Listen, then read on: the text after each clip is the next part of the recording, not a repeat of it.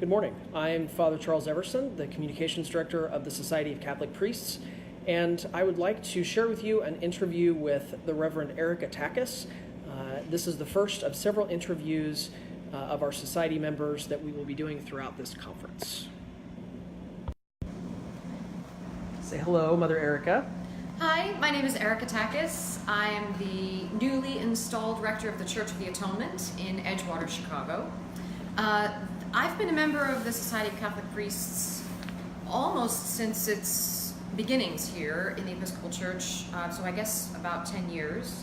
And what else am I supposed to say? No, that's lovely. That's a great start.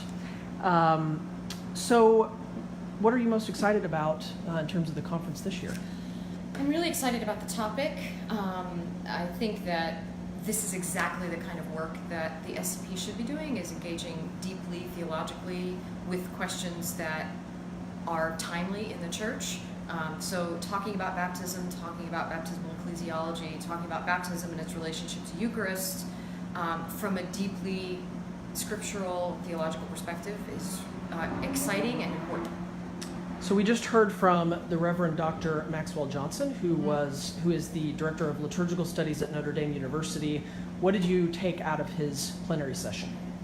Well, you know, it's interesting, at the end of the plenary, well, there were some great quotes in there, like when he said that for those of us that are baptized, death is something that is already behind us. No matter what the future holds, death is something that's already behind us, which is striking and powerful.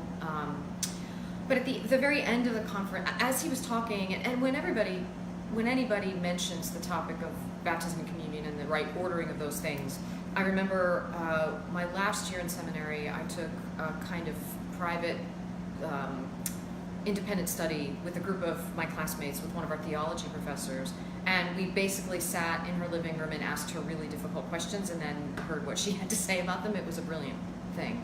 And we talked about open communion. And she said, as a kind of thought experiment, you know, what would it be like if instead of saying open communion, we had open baptism, and we had a bowl of holy water on the altar, and if someone came to the rail and wanted to receive, we baptized them right then and there. And so it was interesting, as I was listening to his talk, to hear the conversation kind of turn towards that way at the end of our time of question and answer. What would it be like to just say, on All Saints' Day, is there anyone else here who would like to be baptized?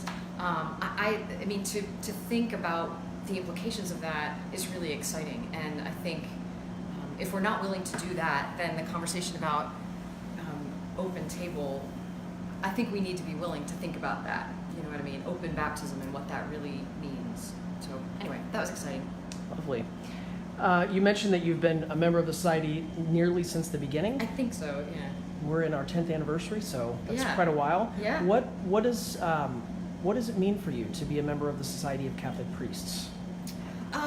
When I joined, it meant something different than it means now. When I joined, I was an Anglo-Catholic in a largely non-Anglo-Catholic kind of place, both in the parish that I was serving, which was a wonderful low church Virginia parish, now kind of a broad church Virginia parish, and just in my diocese.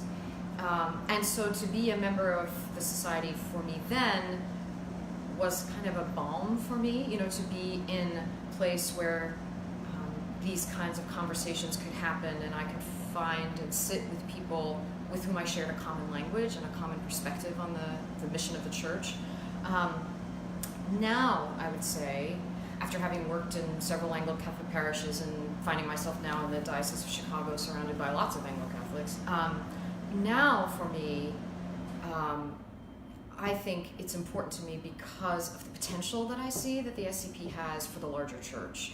I don't think we've tapped that potential yet, but the SCP should be contributing nationally to conversations like the question of baptism and communion and how they relate to one another.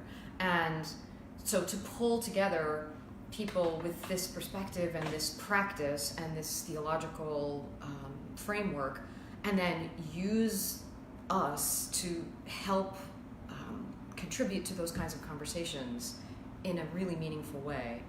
That's what I'm hoping to see the SCP grow into in the coming years. If a seminarian or a fellow clergy person were to ask you, why should I join the Society of Catholic Priests, how would you respond? I would say first and foremost because we need you, because we need people in this society who are focused on the centrality of the Eucharist in our worship and in our living, right? So that it's not just about what we do every day at church, but it's about how what we do in church shapes the way that we live and love one another. And also that that communion, if it's shaping how we live and with one another and love one another, then it has to shape the way that we care for the world. And so we need people who have that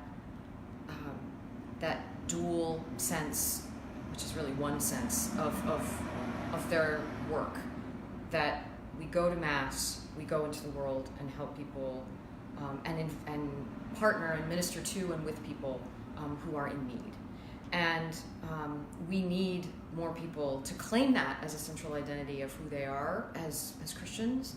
And the people that find that pattern shaping their lives should be a part of this group. We need you because, especially if you are a person of color, if you are a woman, we need your representation in this society.